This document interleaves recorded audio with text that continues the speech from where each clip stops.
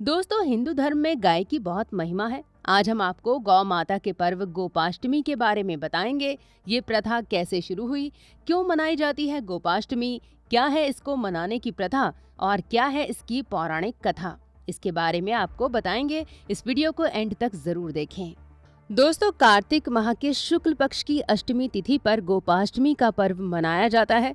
गोपाष्टमी मनाने के पीछे श्री कृष्ण का एक बड़ा रोल माना गया है, क्योंकि इस दिन भगवान कृष्ण ने गौ चरण की शुरुआत की थी। पौराणिक कथा के अनुसार जब भगवान श्री कृष्ण 6 साल के हुए, तब उन्होंने अपनी माँ यशोदा से कहा कि माँ, अब मैं बड़ा हो गया हूँ, इसलिए आज से मैं बछड़ों को नहीं बल्कि गायों को चराऊंगा।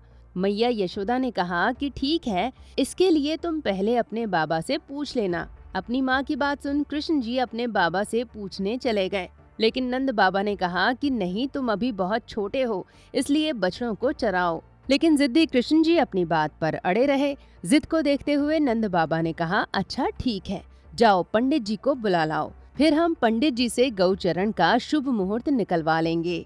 कृष्ण भागे भागे पंडित जी के पास गए और बोले कि पंडित जी जल्दी से गायों को चराने का मुहूर्त निकाल दो, क्योंकि अब मैं बछड़ों को नहीं बल्कि गायों को चराऊंगा। इसके लिए आपको खूब सारा माखन खिलाऊंगा। कृष्ण जी की बात सुनकर पंडित जी कृष्ण के साथ उनके घर नंद बाबा के पास जाते हैं। फिर पंडित जी काफी देर तक पंचांग देखते हैं, परंतु कुछ बोलते नहीं। ऐसा देख नंद बाबा बोले, पंडित जी, आखिर हुआ क्या है? आप काफी देर से कुछ बोल नहीं रहे, बस एक टक हाथों में गणना कर रहे हो। पंडित जी बोले, मैं क्या ही बोलूं, क्योंकि आज ही गायों को चराने के लिए शुभ मुहूर्त निकल रहा है और इसके बाद पूरे 1 साल तक कोई मुहूर्त नहीं है।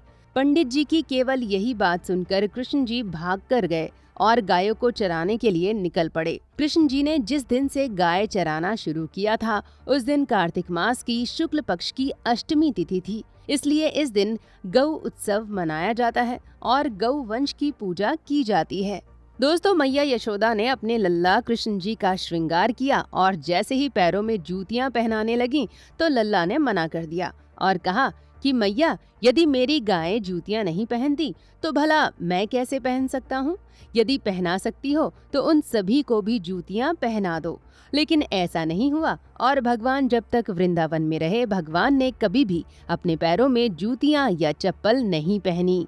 दोस्तों, श्री कृष्ण जब तक ब्रज में रहे, उन्होंने न तो कोई वस्त्र पहना, न जूते पहने और न ही कोई शस्त्र उठाया। श्री कृष्ण ने गौ माता की रक्षा भी दावानल से ही की, इंद्र के कोप से रक्षा की। गायों को श्री कृष्ण से कितना सुख मिलता है, ये तो कोई बयान नहीं कर सकता। लेकिन जैसे ही गाय श्री कृष्ण को देखती, वे उनके शरीर को प्यार से चाटने लगती। श्री कृष्ण आगे आगे गाय को चलाते और उनके पीछे बांसुरी बजाते हुए उन्हें जंगलों में चराया करते। जब भगवान गाय चराते हुए वृंदावन जाते, तब उनके चरणों से वृंदावन की भूमि अत्यंत पावन हो जाती। गायों के लिए हरी भरी घास और रंग बिरंगी हो जाती। यहाँ तक कि श्री कृष्ण गायों की रक्षा के लिए वैकुंठ से ब्रज में आ गए थे और अपने हाथ में गोवर्धन पर्वत को भी उठा लिया था। गायों के लिए ही उन्होंने गोपाल का वेश धारण किया था। दोस्तों, मथुरा, वृंदावन और ब्रज में गोपाष्टमी का पर्व बड़े ही धूमधाम से मनाया जाता है। गोपाष्टमी के दिन गायों और उनके बछड़ों को सजाया जाता है, उनकी पूजा की जाती है। भक्तजन इस दिन हाथ जोड़कर गायों के आगे अभिवादन करते हैं।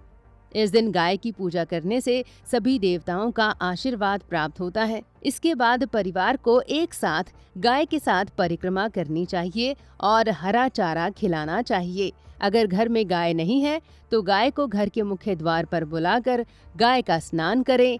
ऐसे में भक्तों को अक्षय पुण्य की प्राप्ति होती है।